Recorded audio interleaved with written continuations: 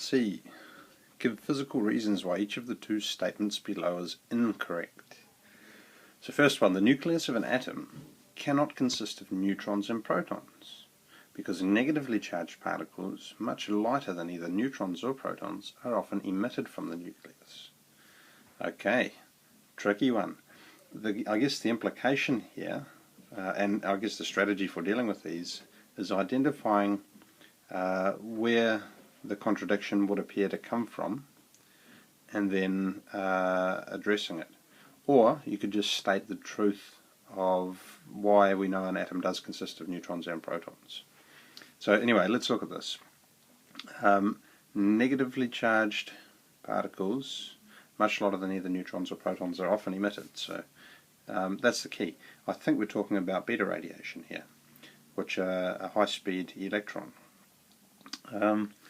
Now, if we can give a plausible explanation for this emission, which also includes the existence of neutrons and protons in the atom, then I think we're on the right track. So anyway, this is radioactive decay.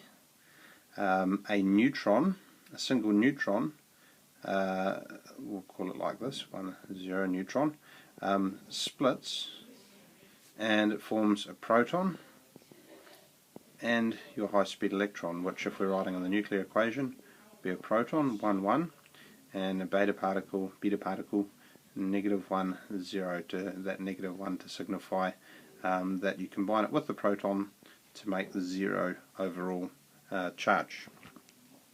Okay, so we can explain this very easily by saying a neutron in the nucleus splits into a proton and an high-speed electron or beta particle.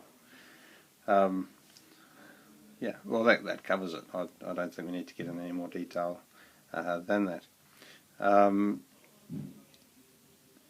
Yeah, you could, I suppose you could, if you wanted to talk about Rutherford's experiment, talking about the nucleus being very, very dense, and various other observations which can affect that. For instance, showing that the nucleus is a positive charge from the charge interactions. But in any case, let's go. Next one down. This is also an interesting one. The nucleus of an atom cannot consist of neutrons and protons. Again, neutrons and protons, because protons repel each other. So any nucleus with more than one proton would be unstable. Very good point. How does that work? Okay, so the electrostatic repulsion of same charges mean that there is a force spreading them apart. So it's the electrostatic force. And what you have to be aware of to overcome this is that there are other forces at play as well, which we call the strong nuclear force. Sounds a little bit made up, but it is measurable and it has been shown to exist. So what is the strong nuclear force? That is the force of attraction between nucleons. So it can be between a proton and a neutron, and it can be between protons and protons, or neutrons and neutrons. But they have to be very close together, on the order of magnitude, I think, of 10 to the minus 15 meters. So really, really, really, really tiny.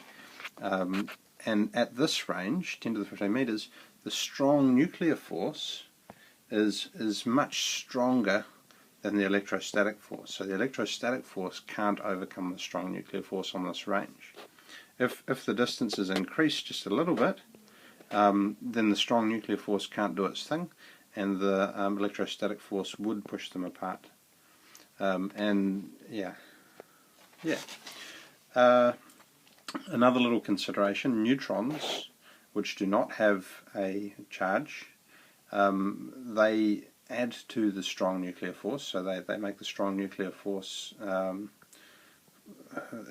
work between them and protons, and they can also fill out the nucleus to separate the protons a little bit further from each other by having neutrons in there as well, which are adding to the strong nuclear force, but not the electrostatic force. You're spreading out and making the distance of the electrostatic force acting further apart, and that can also increase the if you like, the ratio in favour of the strong nuclear force.